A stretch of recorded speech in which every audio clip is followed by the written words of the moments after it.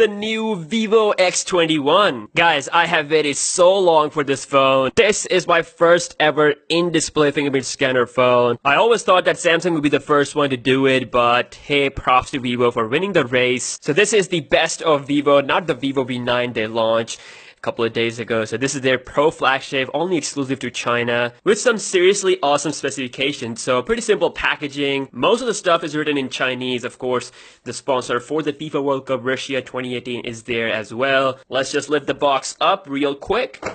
And here we have the phone itself. So it actually comes in two variants. There's one with a fingerprint scanner on the back, and then a UD model, which I have right now, that comes in this red color and a special blue kind of colors. Up front, we have this Vivo Plus World Cup sponsored card. I place that on the side, and here we have the phone. And as you can see, fingerprint scanner position is shown, which means that this is the UD version with red color and no fingerprint scanner on the back. And let's take a look at the accessories. So first up, we have this wall charger, and this is a fast charger, not like the one you get with Vivo V9. This is their true value things, because this is their Pro flagship phone. So here we have Vivo EarPod, so you can see 3.5mm jack there, which means that the phone still have a headphone jack. Lifting this one up, and we got a silicone case to protect the Vivo phone right from the get-go. So it is not just a normal silicone case, it has this black texture on the side to give it a cool look. And we got some paperwork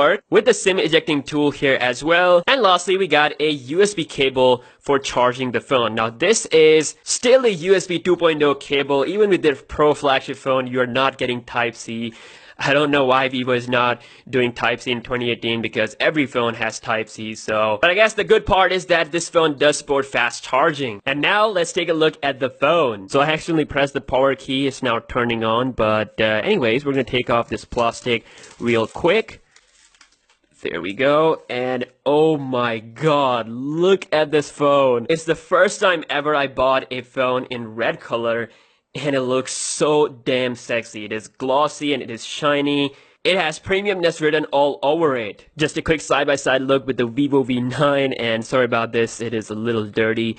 But yeah, you can see that they have used premium gloss material on the Vivo X21-UD. Well, this is actually a plastic material, but overall the design language is very similar in both phones. Got our charging port along with the speaker and a SIM ejecting tool down at the bottom. This is a very rare choice of design. I mean, probably it has something to do with the in-display fingerprint scanner.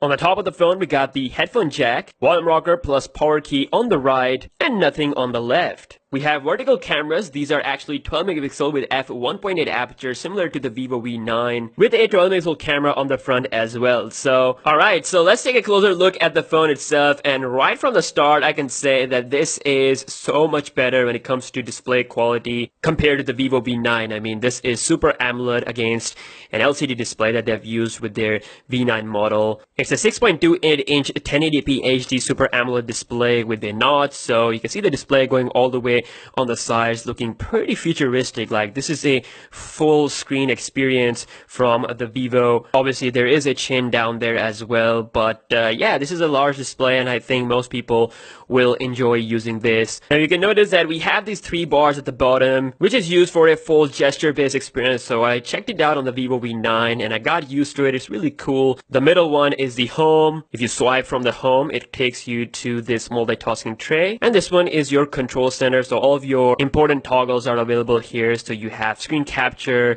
Wi-Fi, flashlight, Bluetooth, all that good stuff. Again, this is the FunTouch OS. It's coming with Android 8.1 Oreo, so it's the latest version of the Android, but of course it doesn't look nowhere near Android since it's inspired by iOS. So even the software tells us that it's FunTouch OS based on Android, so that people don't mistake it with iOS. Under the hood, you have a Qualcomm Snapdragon 660 processor, 6GB of RAM. I will be checking out its performance as well. Now let's try out that fingerprint scanner that we all want so badly on our phones. We have a face unlock and an in-display fingerprint scanner, so we're gonna go ahead with the fingerprint scanner, use it for unlocking, set a custom password. We're just gonna go with this normal 000. Okay, some questions, and done. So it says register a finger by pressing and holding the thumb on the area. So we're just gonna press and apply a little bit of pressure here. Alright, takes a little bit of time, but this is their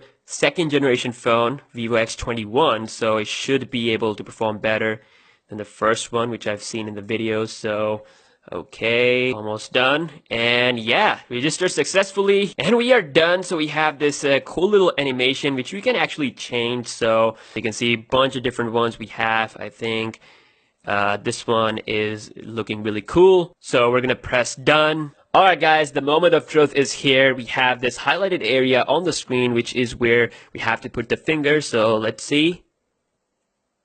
Okay, didn't work first time, and boom. Okay.